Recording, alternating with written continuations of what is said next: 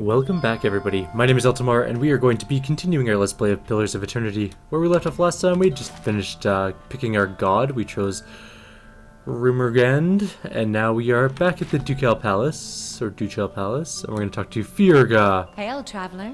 Her hair is unkempt, and her eyes are hollow with sleeplessness. I'm afraid we're out of bandages and ointments, but the doors will remain open for any who seek guidance or sanctuary. I'm going to present the burning stone. I journeyed to the Searing Falls myself. This is what I found there. She takes the stone in her hands and gasps, "By the flame, do you know what this is?"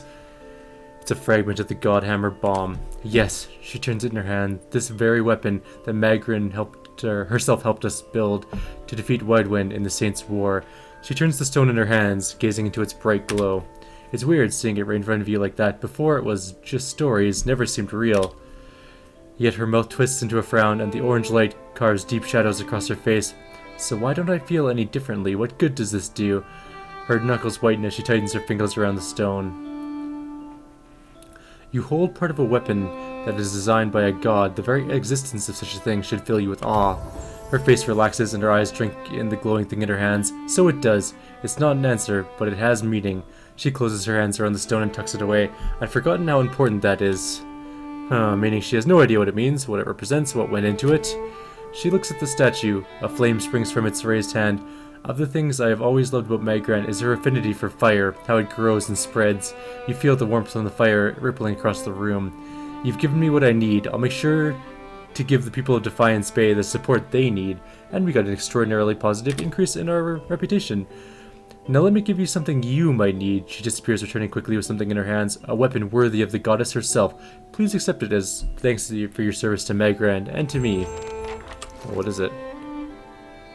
Unforgiven. It is a graze to hit, exceptional weapon, does some attack speed and some burning damage. It's a decent weapon. It's nothing super spectacular, but it's okay. Well. What happened? Oh, there's an average adventure. Go do that. And what else do we get there? Sorry, wrong button. We earned 602 copper, we lost 102 to bandits. Alright, fair enough, I guess. We need to go to the library. We should be well enough to get Eder's quest done now. The man continues his work without looking up. I'm looking for some militia records from the time of the Saints' War, trying to find out what happened to somebody. We've had a number of inquiries, we already read all this before. For the first time, he turns his full attention towards you, and his eyes flicker in recognition. Of course, that policy is for the general public. Exceptions can be made for those who have already proven their worth. He looks up at his shelf and withdraws a thick tome, shifting a layer of dust aside with his hand. The rosters are in the front, the inventories of the dead in the back. He passes it into Eder's outstretched hands.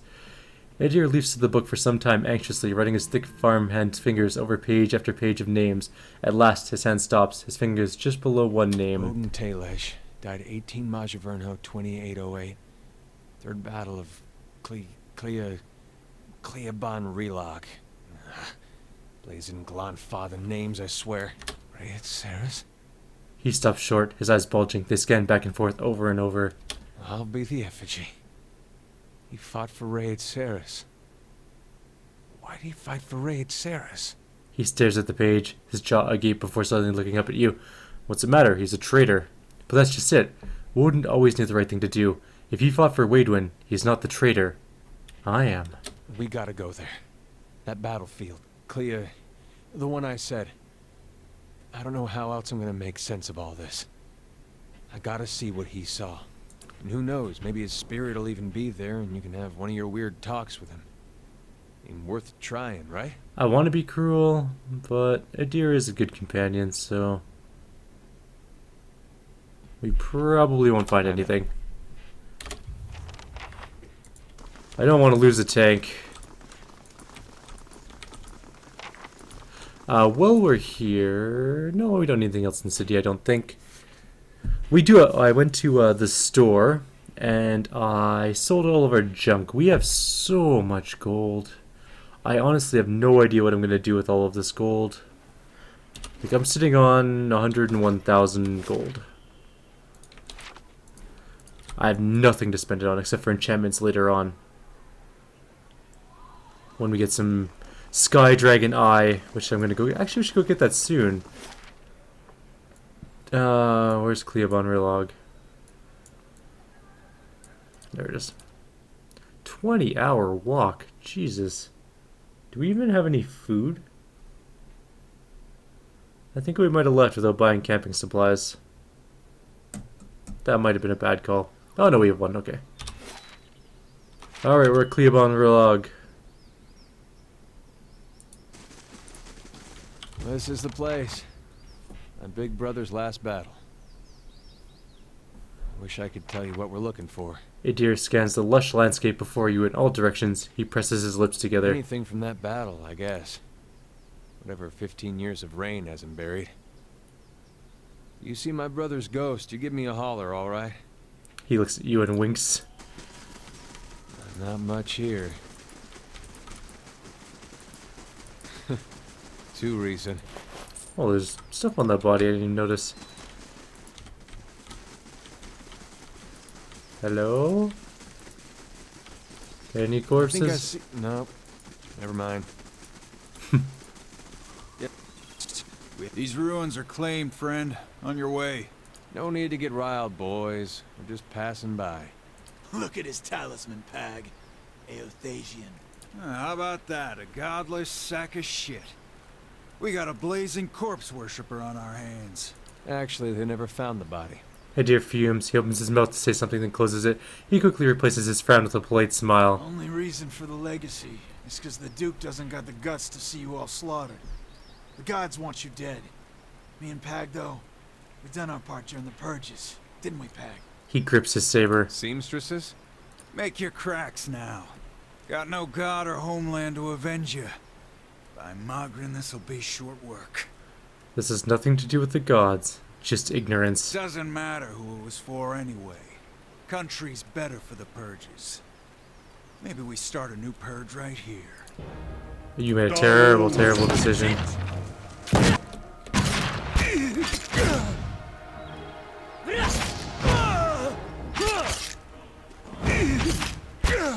That was probably the worst decision you could make.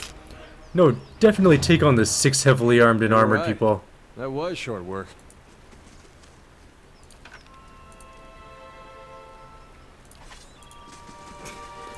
What an idiot. Oh hey, something's there. It's a red siren standard piece. The tip of some metal object protrudes from a mound of watery river silt. With both hands, you and Eder begin digging in the mud until the object is dislodged. You close your hand around it and pull it from the wet earth. The object is a steel semicircular frame about the size of your fist. At even points around the semicircle, jagged points cut out like tongues of flame, the rays of a rising sun. At the sun center is the carved silhouette of a vorless plant. I've seen these before. They top the standards of Raid Ceres. Or did when Weidman was alive. Oh, it's something. Just not sure what it gets me. He takes it from you and looks it over, flipping it over and over in his hand. We should take it to an expert. He shrugs. It's a thought. A lot of people would have touched this. The standard bears a position of honor in most places, but the Red Sarens actually took to fighting for it. What I heard. Serious bunch. It's not a lot to hang hopes on, but hey, we're lucky to find anything at all. Of course, this would be easier if your friend Theos hadn't gone and murdered all the ciphers we knew. Still, there ought to be some in Twin Elms. Supposedly, ciphers got their start out that way. What is it? Alright, let's go to Twin Elms to a cipher. At least we found the thing we were looking for, I guess.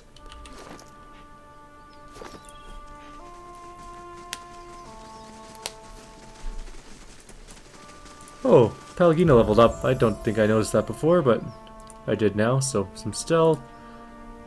And she's also going to take hastening exhortation. Yeah, definitely. Look at that sword. That sword looks so badass and evil, but awesome at the same time. I wonder if I can upgrade it. It has damage reduction bypass, slaying, rending. But what it doesn't have is exceptional. I might as well. Look at that. Now it does even more damage. It's good at slaying beasts too. It's called Drake's Bell. Now she should hit like a freight train with it, hopefully.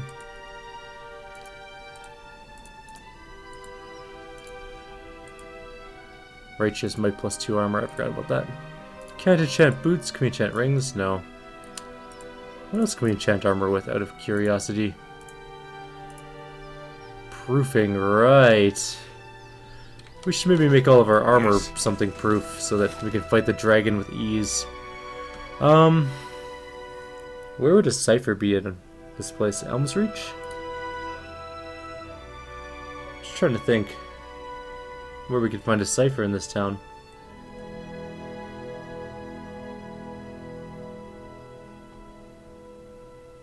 Perhaps a little rest is in order. We're fine. Don't rest. We're gonna find a... I wonder if these people still like us. Maybe we can go talk to one of them. They might be ciphers. They seem more like the druidly sort, but let's talk to Bleda. Many blessings, traveler. Oh, she has stuff. Let's buy the sapphire. Oops. Not the emerald. Well, maybe the emerald. Why not? It's not like we're at a loss for money. Alright. Let's talk to Iswild. Hail, Estramor. Do you seek the wisdom of a herbalist, or simply to bask in Weretha's glory? What will the Obates do now that Arona is gone?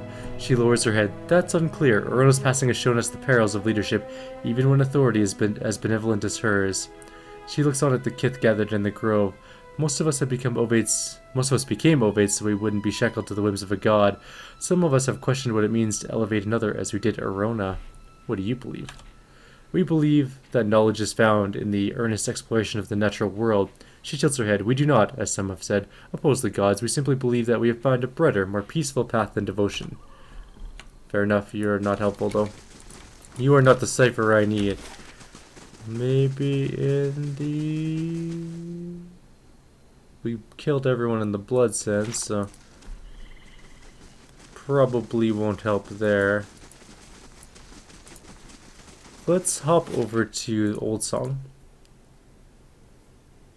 Maybe there's something over here that we can find.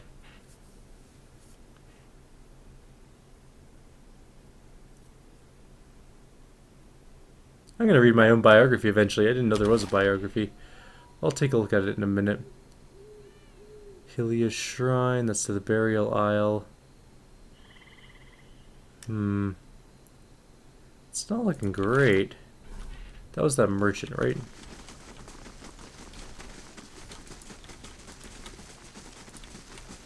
I wonder if she's a cipher. Builder's wisdom to you. Nope.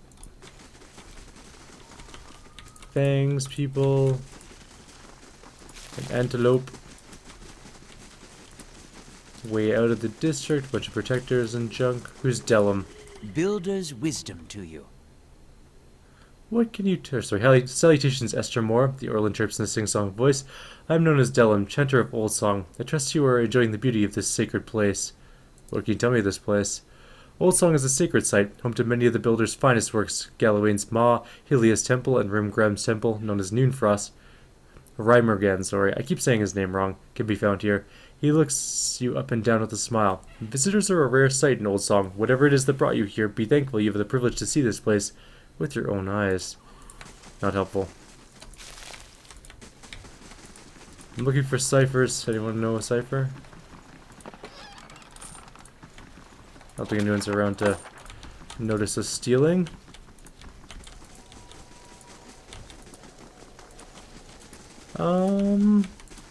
Still no ciphers in sight.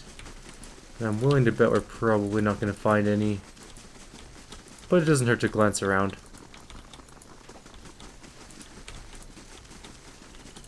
There's a door here. What is this?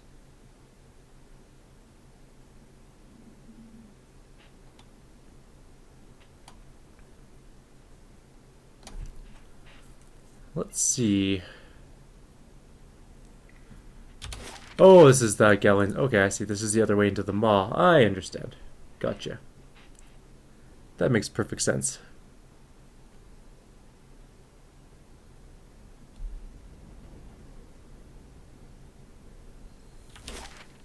I guess nothing in here. So, ciphers, where would you be?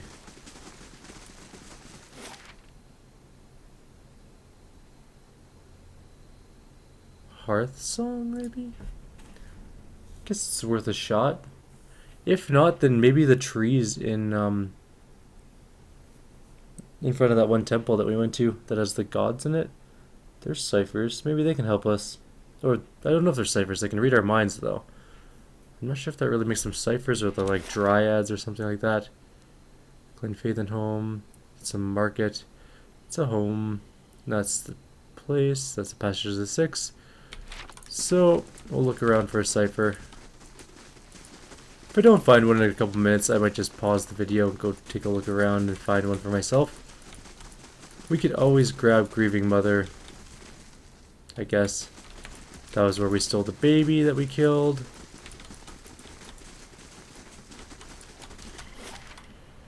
Let's go inside the Temple of the Six, or the Passage of the Six. We'll look around everywhere.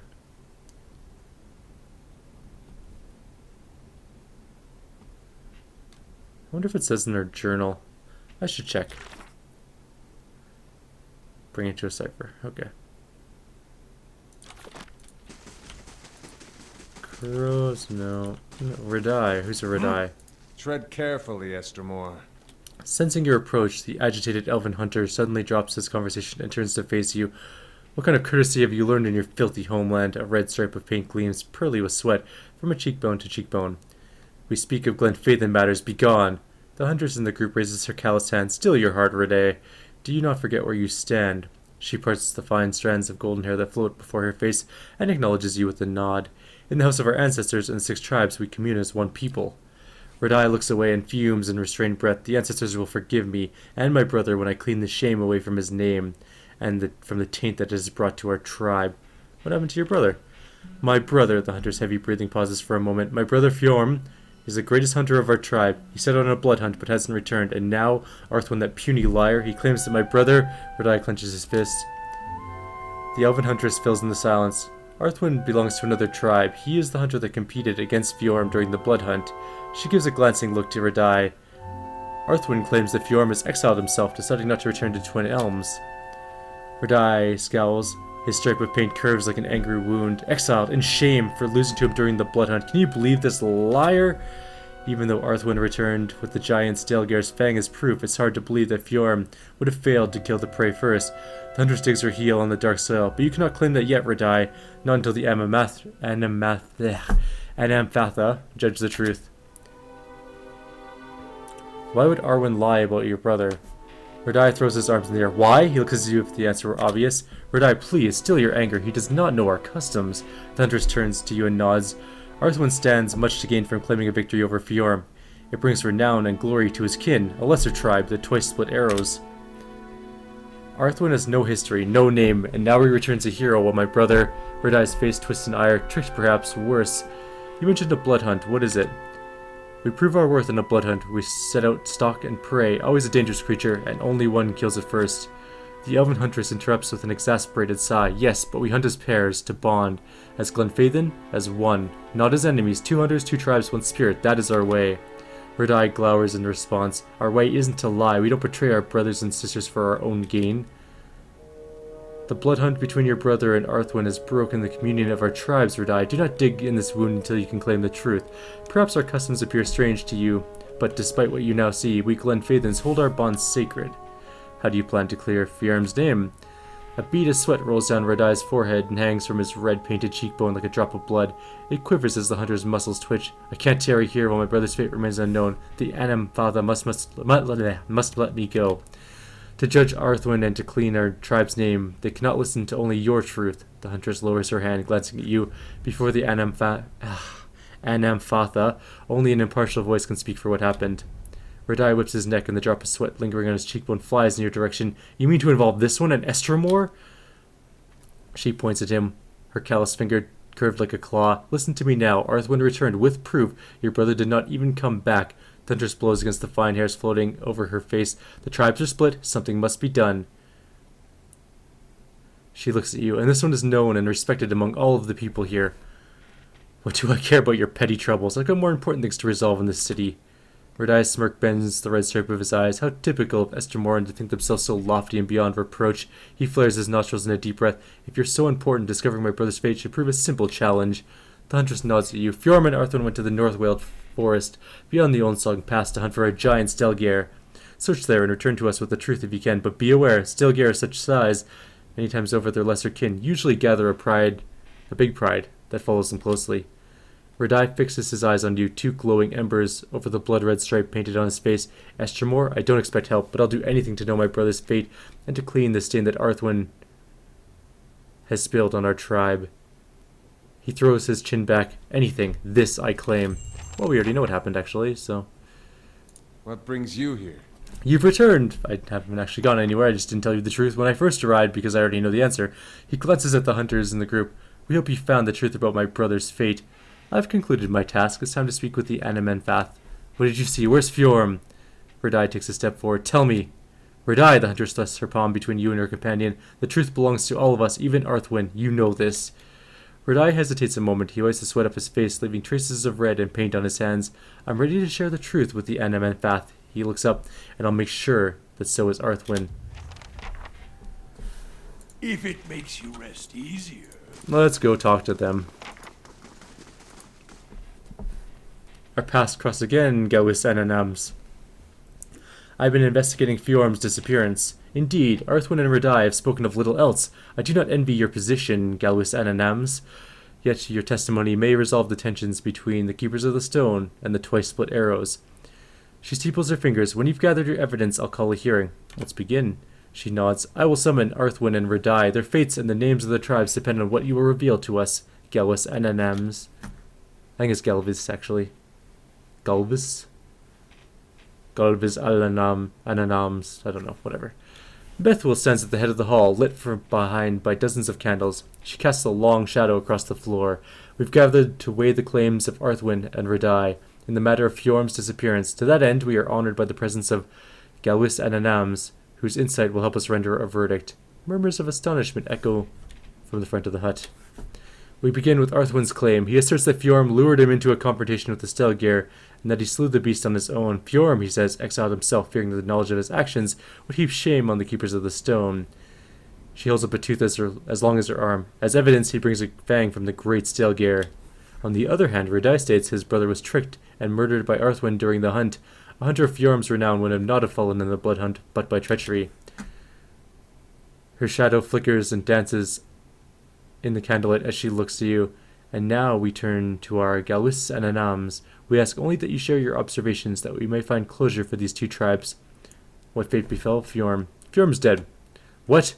Redai stares at you, his face contorted between surprise and anger. He turns to Arthwin. How, you puny weakling, how? The Amenfath whips her neck towards the tribesman. Do not forget your place.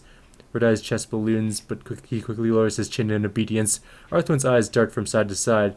The Amenfath continues. It saddens us to know this truth, but still we must reveal it deeper. If this is so, how did the great Stelgare die? Fjorm killed the giant beast. Of course he did. Redai shakes his fist and looks to everyone in the hall. Arthwin is just a feeble hunter from the twice-split arrows and a liar. Fur bristles along her arms. Silence! Her slitted pupils narrow as she regards you. And now we come to it. Claim the truth for the 6 tribes, Galvis and Anams. Fjorm tricked Arthwin and fought the giant Stelgare by himself. They killed each other in the fight. Arthwin tried to cover Fjorm's shame, but lied about besting the creature. Your words echo along the passage of the 6 to the solemn audience. Bethwell nods. It is as you say. We thank you for sharing your truth with us. The Amenfath turns to Arthwin and Redai. Brothers of our tribes, let these wounds mend. Go in peace and contemplate the shame brought into our hearth. Later.